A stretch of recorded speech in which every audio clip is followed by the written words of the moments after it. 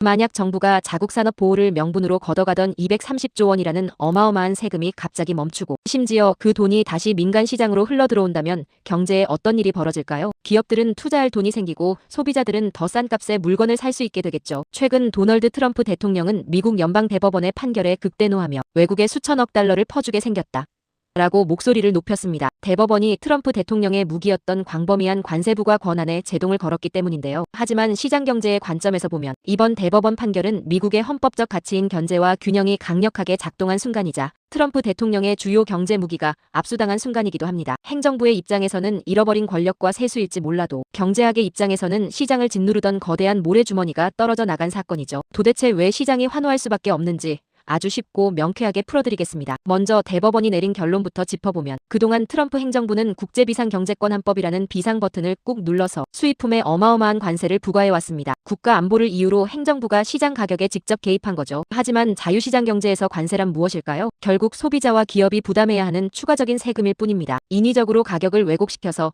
자원의 효율적인 배분을 막는 대표적인 시장 규제죠. 그런데 이번에 미국 연방대법원이 6대3으로 판결했습니다. 비상사태라는 이유만으로 대통령이 무제한적인 관세를 매길 권한은 없다. 즉 행정부가 법적 근거 없이 함부로 시장에 개입하고 무역 장벽을 치는 행위에 사법부가 강력한 브레이크를 건 것입니다. 시장의 자율성을 존중하는 자본주의 시스템이 제대로 작동한 순간입니다. 이 판결을 보고 트럼프 대통령은 자신의 SNS에 분노의 글을 쏟아냈습니다. 미국을 갈취해온 국가와 기업들에게 수천억 달러가 반환되게 생겼다. 그들이 횡재를 누리게 된다.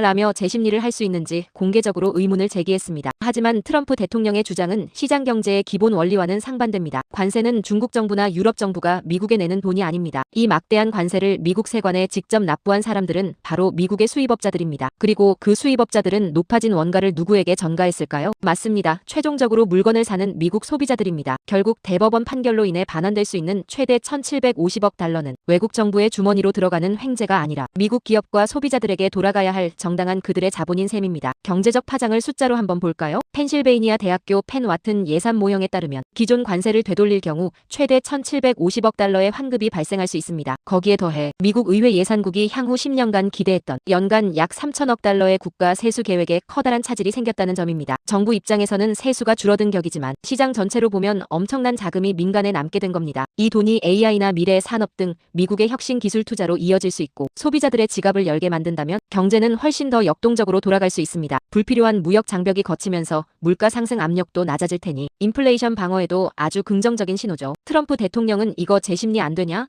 라고 묻고 있지만 법적 현실은 아주 단호합니다. 미국 연방대법원 규칙상 판결 후 25일 이내에 재심리를 청구할 수는 있습니다. 하지만 대법원이 스스로 결정을 뒤집는 경우는 정말 역사에 손꼽을 정도로 0%에 가깝습니다. 단순히 대통령이 정책적으로 불만을 품었다고 해서 또는 세수가 줄어든다고 해서 재심리를 열어주진 않습니다. 이전에 없던 완전히 새로운 법적 근거가 하늘에서 뚝 떨어지지 않는 한 말이죠. 결국 이 규제를 다시 살리려면 의회가 나서서 새로운 법안을 통과시켜야 하는데 자유무역을 지지하는 의원들의 반발을 넘어야 하니 이 역시 쉽지 않은 길입니다. 현재 행정부도 재심리 청구에 대해 뚜렷한 입장을 내놓지 못하고 있는 이유가 바로 이 때문입니다. 보호무역이라는 이름으로 정부가 시장에 과도하게 개입할 때 결국 그 비용은 우리 소비자와 기업이 치르게 됩니다. 대법원의 이번 판결은 행정부의 과도한 권력 남용을 막고 억눌렸던 시장의 자유와 무역의 효율성을 되찾아준 아주 중요한 이정표가 될 것입니다. 시청자 여러분은 어떻게 생각하시나요? 불공정한 세계 시장에서 자국 산업 보호를 위한 강력한 행정부의 권한이 우선인가? 아니면 행정부의 권한 남용을 막고 자유로운 시장 경쟁과 무역에 맡기는 것이 우선인가?